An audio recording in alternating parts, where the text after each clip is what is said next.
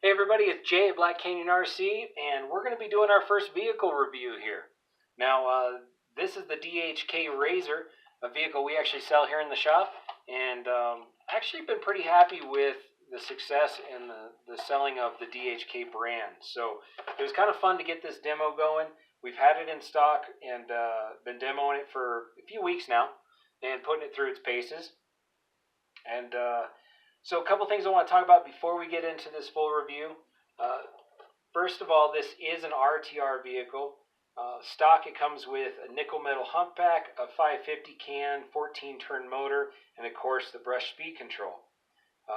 For our demo, and because so many of our cars get upgrades like right away just because we like speed around this place, I opted to put in a 3300 kV brushless system right here with a 1060 waterproof speed control. And of course, ditch the hump pack and go for the 2 and 3S LiPo packs. Stock steering servo, kept that in place. And part of the reason I went with a larger, brushless system, not only for the fun factor, but I really wanted to put the truck through the paces on durability. Because durability is such a key issue for so many people. So I say put a lot of power to it and see how it holds up. Now, if you don't feel like watching this whole review, let me first tell you that if you leave it in stock form with the brushed motor and the hump pack, you're going to be happy. It's a great truck. Definitely durable for that power system setup and well worth the money that you spend. It's a great price point vehicle for sure. So anyway, with all that being said, let's get into review, and keeping in mind that this is with a brushless system and LiPo power. Now, with the change out in the power plant and straight out of the box, I wanted to put 2S power to it and just get the steering dialed in and get the car on point and get the motor and pinion setup all squared away. So the first, I don't even know how many runs on 2S were just 2S runs to make sure everything was good. So once we bumped into 3S, went back out there, and we're in the middle of winter, so keep in mind we're at about 15 degrees, and so the plastics are definitely more brittle around here. And that's okay. That's all right. That actually just added to the durability test. Threw a 3S pack in this thing, ran it up and down the street, came in hot, full speed, trigger down, and slid into a pole and hit the chassis right back here by the motor, as you can probably see there. Split the chassis right back to about my fingernail, and again, that was full speed 3S, 100C dump, 3600 Protect pack, and typically that kind of hit's going to throw off your motor mesh, but I got to say, it stayed right on point. No problems there whatsoever. So I actually was very impressed with how it took that. I thought the chassis was completely done, but it did fine. The next incident was separate day, still 15 to 20 degrees outside, running real hot on a snow patch, coming into a snow jump, launched about 6-8 feet of air, about 15-20 foot throw, and landed straight into an ice chunk, about that large. It was big, and it was definitely anchored down. So the right corner front tire and A-arm hit, and unfortunately I don't have the upper A-arm with me still, but it had split that upper A-arm all the way in half in about this area here. At the same time, it snapped the turnbuckle, the steer turnbuckle on the same side, and I'll show you that damage there. So the turnbuckle and the upper A-arm took it. The lower A-arms was fine. The chassis was fine. I was actually pretty impressed. That was just a bad landing, quite honestly. So that was that incident. And then I've run it quite a few times since those earlier issues. Last night I took it home and I said, you know what, we're going to put this thing on 3S and run nothing but 3S. It was cold, 14, 17 degrees out, and I just ran this thing through the ringer. Just beat this thing. And I'm telling you, if something was starting to fail, I just stayed into it, stayed in hot on the trigger and kept this thing running. Ice banks, jumps, whatever. Just hammered on this thing. So, with that being said, actually blew foam completely out of the tire. I don't know if you guys can hear that. All the foam, believe it or not, came out of the middle of this tire. Now, I don't know if I hit something and ripped that tire in all fairness, but I will say on a 3300 kV with 3S, these tires balloon big time. Either way, the foam came completely out of this wheel, and kind of be expected, you know.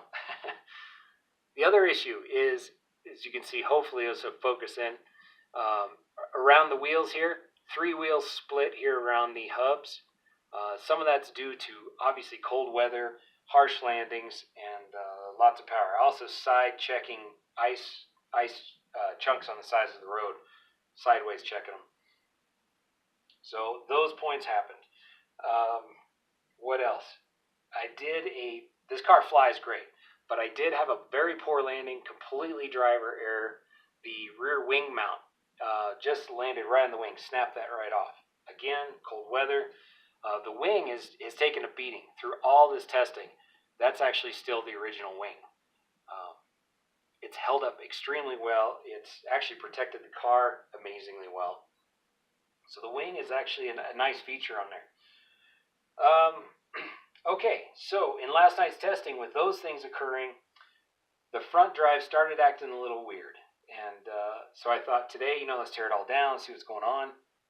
And you can see on this pinion and drive cup, where the drive pin is, started to wear through.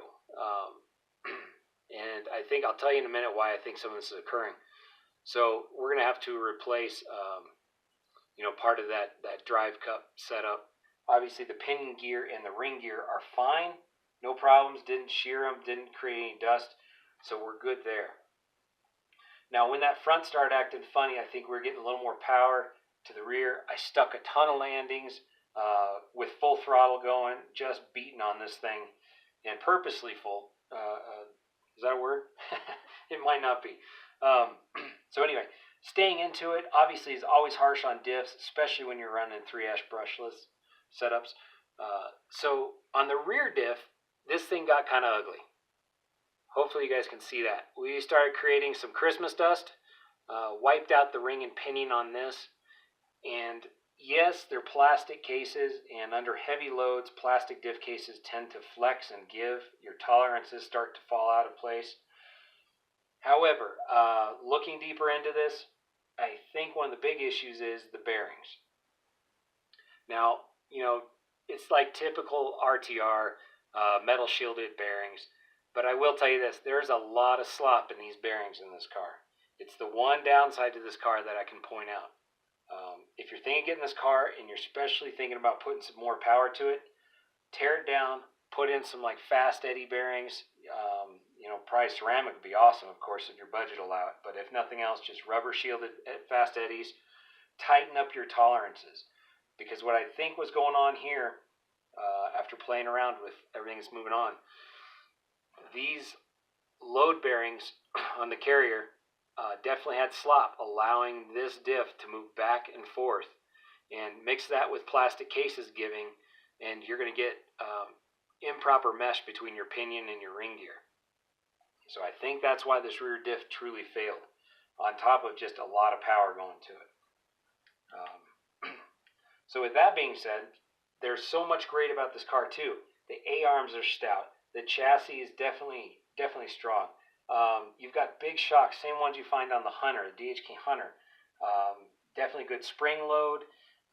Definitely nice dampening to them. Really like the shocks on this car, even though they are plastic bodied and plastic capped. The CVAs, plenty of beef there. Plenty of side checks, The wheels were given way. We never even bent or had a problem with the stub axles. So I like that. The metal hexes, obviously always a nice touch. The body. Typically the inexpensive cars have bodies that come apart, but this thing took plenty of hits on the nose.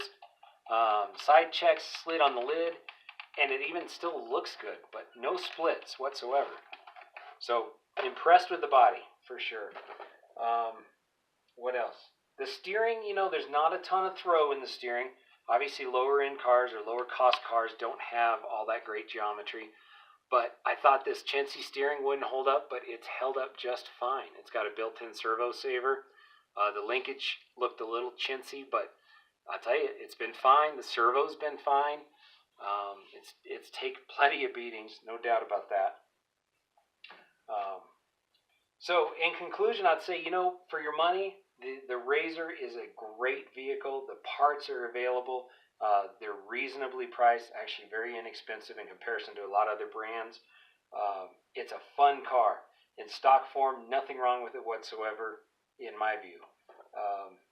If you're going to hop it up, here's my points there. If you go to, say, a 3300 or somewhere in that 3000 kV, stick with 2S if you're going to be jumping it and ripping it around. Now, if you just have to have 3S power, keep in mind you want to be on a smooth surface, asphalt or smooth dirt, and avoid those full trigger landings off any jumps. Just try to keep it on flats. Otherwise, 2S all day long in this thing with a smaller brushless system.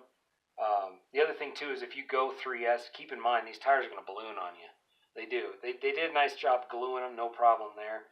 But they just grow in the center, so they're going to cause some tire damage. Other than that, great car. I love it. It's actually one of our best demos. I have the most fun with this car, and it's going to get some fast eddy bearings. It's going to get a full rebuild, and we're going to get it back out there. In warm weather, I think it's going to do even better because the plastics are going to be more forgiving. So that's it. I hope this review helps. If you're thinking about the DHK RazR, I definitely wouldn't hesitate buying one. Absolutely great. You guys have a great weekend. Thanks.